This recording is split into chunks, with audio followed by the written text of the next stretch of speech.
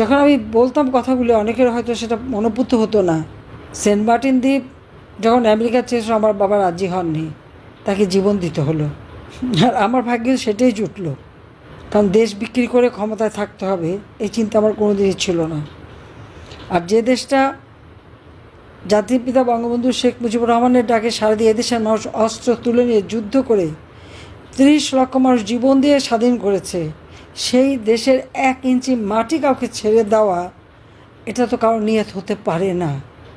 কিন্তু আজ কি দুর্ভাগ্য, এমন এক ব্যক্তি ক্ষমতা আসলো, সবাই নাকি তা সারা দেশের মানুষের একেবারে খুব পছন্দের মানুষ, বিশ্বের পছন্দের মানুষ, আর সেই মানুষ আজকে ক্ষমতা এসে কী হলো? আর এই লোকটাকে তো তার যত অর্থ মানে প্রতিপত্তি সবগুলি খোলা দরজা খুলে তো আমি দিয়েছিলাম, আমার কাছে হাত পেতেছিল। আমি যখন 96 সালে সরকার গঠন করি, গ্রামীণ ব্যাংকে টাকা নেই, টাকাগুলি যে সে সরিয়ে রেখেছে কল্যাণ ফান্ড করে, সেটা তো আমার জানা ছিল না। মানে এত বড় চিটিং করবে সেটা তো ওকে আমরা ধারণাই করতে পারিনি। মানুষ যে এত ভিতরে এত শয়তানি বুদ্ধি থাকবে আমি জানবো কোত্থেকে।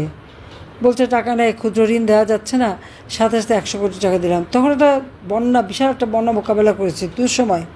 তারপরে আবার আসলো 200 কোটি টাকা, আবার আসলো 300 কোটি টাকা, 400 কোটি টাকা আমরা দিয়েছি মোট। সে টাকা কিন্তু কোনো হদিস নাই।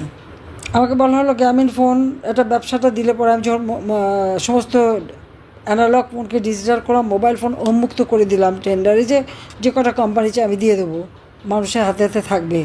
ডক্টর ইউনূসকেও একটা দিয়ে দিলাম, কারণ তিনি প্রতিদিন আমার কাছে ধন্যবাদ দিতে, আমি দিলাম। সেটাও তো সে বলতে গেলে ওখান থেকে টাকা বানিয়ে কিন্তু মেরে খেলো। আমি জানি না এখন কারো মনে এই প্রশ্ন জাগে না কেন, যে এই যে 6,000 টাকা বেতনে যে ব্যক্তি 1990 সালে গ্রামীণ ব্যাংকের এমডির চাকরি পেল এবং চাকরি করত, সে কী করে দেশে বিদেশে হাজার হাজার কোটি টাকার মালিক হলো, এই কথাটা কারো মনে প্রশ্নটা জাগলো না কেন? বারবার তো আমাদের পরীক্ষা দিতে হচ্ছে। 2001 সালে বিএনপি এসে খোঁজ করলো আমাদের কোথায় কী সম্পত্তি আছে। খোঁজ করতে করতে মজার ব্যাপার হলো যে আমেরিকায় FBI খুঁজে বের করলো তারেক জিয়ার দুর্নীতি, সেই সিমেন্সের কাছ থেকে টাকা, খালেদা জিয়ার নাইকোর দুর্নীতি, এবং FBI লোক কিন্তু এসে তারেক জিয়ার বিরুদ্ধে সাক্ষী দিয়ে গেছে। আর নাইকোর কেসে FBI কিন্তু অপেক্ষা করছিল এসে সাক্ষী দেবে। তখন খালেদা জিয়া অসুস্থ দেখে আর কোর্টে যেতে পারে না, বিচার দেরি করতে করতে এখন তো যাক ইউনূস সাহেব এসে সব নিজের যত দুর্নীতির মামলা, 5টা দুর্নীতির মামলা, মানি লন্ডারিং, গ্রামীণ ব্যাংকের টাকা, গ্রামীণ ফোনের টাকা, সব এমনকি শ্রমিকদের টাকা মেরে খেয়ে শ্রমিক আদালতে সাজাপ্রাপ্ত আসামি হচ্ছে ডক্টর ইউনূস। চলে চলে মাসতুতো ভাই, এবং ক্ষমতা এসে যত দুর্নীতির মামলা ছিল সব বাতিল করে দিল, নিজেরটাও করলো, বাকিদের করলো।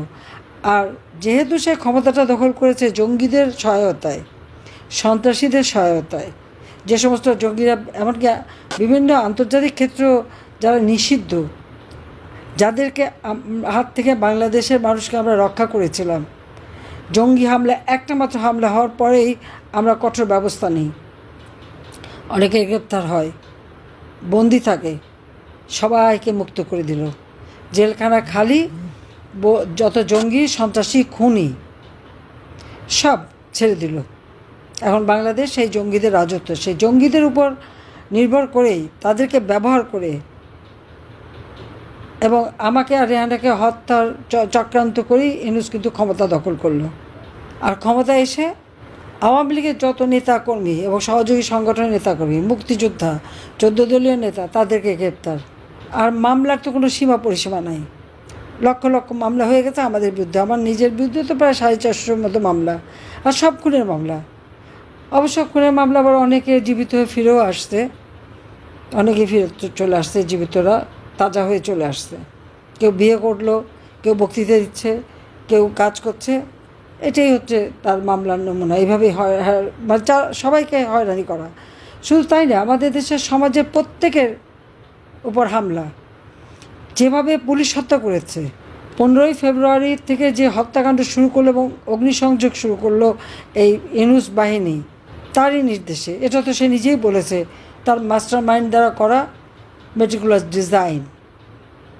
আন্দোলন, ছাত্র আন্দোলনের কোনো লিডার ছিল না, কেউ ছিল, সবই উনি একেবারে সূক্ষ্মভাবে পরিকল্পনা করে মেটিকুলাস ডিজাইন করে মাস্টার মাইন্ড দ্বারা সংগঠিত করেছে। তাহলে 15ই ফেব্রুয়ারি থেকে যত হত্যাকাণ্ড, পুলিশকে হত্যা করা, আওয়ামী লীগ নেতাকর্মী, সাংস্কৃতিক কর্মী, সাংবাদিক, আইনজীবী, যতগুলি হত্যাকাণ্ড, তার দায় দায়িত্ব তো ইউনূসের উপরে পড়ে। হত্যা করলো যারা, তাদেরকে দিল দায়ী মুক্তি, আর মামলা হলো সব আওয়ামী লীগের বিরুদ্ধে। এটা কোন ধরনের ন্যায় বিচার, কোন ধরনের গণতন্ত্র, আর কোন ধরনের স্বাধীনতা, সেটা আমার প্রশ্ন। মানুষের জীবনের নিরাপত্তা তো আমরা দিয়েছি।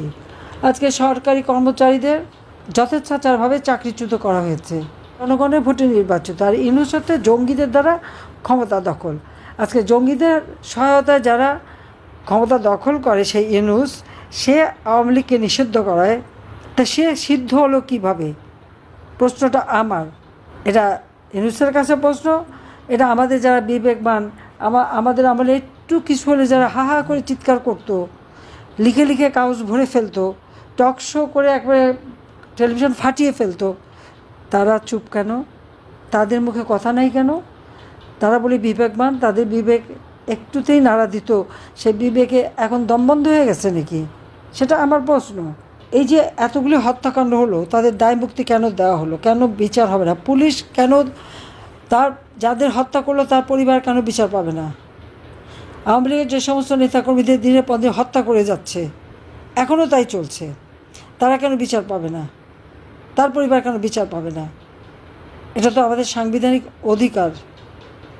আর যে সংবিধান দীর্ঘ সংগ্রামের মধ্য দিয়ে, মুক্তিযুদ্ধের মধ্য দিয়ে এই বাঙালি জাতি পেয়েছে, সেই সংবিধানে হাত দেওয়ার অধিকার এই অবৈধভাবে ক্ষমতা দখলকারী জঙ্গি নেতাকে কে দিয়েছে?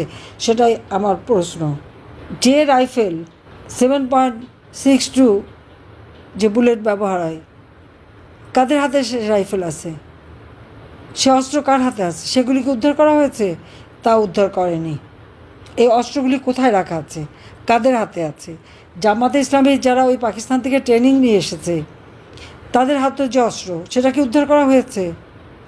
জঙ্গি সন্ত্রাসীদের অস্ত্র, ইউনূস বাহিনীদের হাতে অস্ত্র, সেগুলো উদ্ধার না করে পুলিশের কাছ থেকে অস্ত্র নিয়ে তাদেরকে লাঠি সাপ্লাই দেওয়া হচ্ছে। অর্থাৎ তাদের জীবনটাকে আরও একটা আশঙ্কার মধ্যে ফেলে দেওয়ার চেষ্টা। সেনাবাহিনীর অফিসার, তার চাকরি করে গেছে, কেউ অবসরপ্রাপ্ত, কেউ চাকরিরত। হ্যাঁ, বাংলাদেশে যখন এই ইউনূস বাহিনী জঙ্গি হামলা চালাচ্ছে, তখন আইন শৃঙ্খলা রক্ষাকারী বা যখন সেনাবাহিনী ডিপ্লয় করা হয়েছে, বা তাদের তো দায়িত্ব মানুষের জানমাল রক্ষা করা এবং জঙ্গিদের বিরুদ্ধে ব্যবস্থা নেওয়া। আর সেটা কি অপরাধ? আজকে সেটাই অপরাধ। তাদের সকলের মামলা দেবে, তাদের বিরুদ্ধে নানা রকম ব্যবস্থা, তাদের পাসপোর্ট কিনে নেওয়া, নানা রকম হয়রানি করা হচ্ছে। যে ক্ষমতায় আছে তা তো দখল করা ক্ষমতা, যার জনগণের ম্যান্ডেট নাই, সাংবিধানিক ভিত্তি নাই, ওই পদেরও তো কোনো ভিত্তি নাই, অস্তিত্ব নাই। তো সে কী করে এই আইন পরিবর্তন করে পার্লামেন্ট ছাড়া? এটাই তো বেআইনি। আর সেই আইসিটিতে সবার বিচার, একই মামলায় আমাদের বিরুদ্ধে মামলাও আছে, আবার আইসিটিতে একই বিচার হবে। এটা তো সম্পূর্ণ অবৈধ, অনৈতিকভাবে করা। আজকে আওয়ামী লীগকে কি কোনো কাজ করতে পারবে না, আর আওয়ামী লীগ করে দেখে তাদের গায়ে হাত তুলবে। আমার প্রশ্ন, মব জাস্টিসের নামে যারা খুন খারাপি করছে, এখানে তো জনগণ নাই, এখানে তো জঙ্গি সন্ত্রাসীরা করে যাচ্ছে। চাপাতি, চাইনিজ কুলার সব কিছু নিয়ে সেই চিফ জাস্টিস থেকে শুরু করে নির্বাচন কমিশন থেকে শুরু করে সব জায়গায় তো হামলা করে করে তাদের পদত্যাগ করায়। ছাত্রদের দিয়ে শিক্ষকদের অপমান করানো, জুতার মালা গলায় পড়ানো, স্কুলের ছাত্রছাত্রী থেকে শুরু করে ইউনিভার্সিটি পর্যন্ত সবার এইভাবে অপমান করা শেখাচ্ছে। এই জেনারেশনটার ভবিষ্যৎ কী?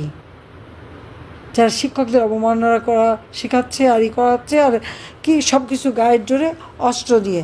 তো যারা এই অস্ত্র হাতে নিয়ে এইভাবে চিফ জাস্টিস থেকে শুরু করে জজ সাহেবদের রিজাইন করা, আইনজীবীদের পিঠে হত্যা করা, শিক্ষকদের অপমান করা, শিক্ষকদের হত্যা করা, সাংস্কৃতিক কর্মী, আইনজীবী, সাংবাদিক, যে পরিমাণ সাংবাদিকের উপর অত্যাচার এবং তাদের উপরে যাদের জেল জুলুম এবং মামলা মোকদ্দমা দিয়েছে, অতীতে কখনো এরকম ঘটেছে? তো যারা এগুলি করছে, সাংবাদিকদের হত্যা করছে, তাদের বিচার হবে না? ওটা হলো নিয়মে হয়ে গেছে। কোন নিয়মে হলো এটা? দায় মুক্তি দিলেই কি দায় মুক্ত হয়ে যায়? দায় মুক্তি দিয়ে তো ইউনূস এটাই প্রমাণ করালো যে এরাই প্রকৃত অপরাধী, আওয়ামী লীগও না, অন্য কেউ না। কারণ তারাই তো এই অপকর্মগুলি করেছে বলেই এই মানুষ হত্যা হয়েছে, পুলিশ হত্যা হয়েছে, আইনজীবী হত্যা হয়েছে, সাংস্কৃতিক কর্মী হত্যা হয়েছে, সাংবাদিক হত্যা হয়েছে। আর মামলা সব আওয়ামী লীগের বিরুদ্ধে। কোনো আইনের শাসন নাই, বিচার পাওয়ার করার অধিকার নাই। আর অর্থনীতির অবস্থা তো একেবারেই ধস নেমে গেছে। শেয়ার মার্কেট থেকে তো অর্থ সব পাচার করে নিয়ে গেছে। আমাদের বিবেকবানরা কই? যারা সালমানের দোষ দিত, অমুকের দোষ দিত, তমুকের দোষ দিত, তাদের বিবেক চুপ কেন? কই তারা এখন কথা বলে না কেন? এত বড় বড় বিবেকবান সাংবাদিকরা, তাদের তো কোনো সমস্যা হয় নাই, তারা তো ভালোই আছে, যারা যে কয়জন ভালো থাকার। ডেইলি স্টার, প্রথম আলো থেকে শুরু করে বেশ কিছু তো বেশ দিব্যি চলছে, তাদের উপরে তো কোনো চাপ নাই। তো তারা এত বিবেকবান হয়ে এখন বিবেকে তালা দেওয়া কেন, আমার সেই প্রশ্ন। এখন তো তাদের মুখে কথা শুনি না। আওয়ামী লীগের আমলে একটু হলে তো পরে একেবারে গেল গেল গেল সবগুলো চিৎকার চোটে অস্থির। এখন তাদের বিবেকও বন্ধ।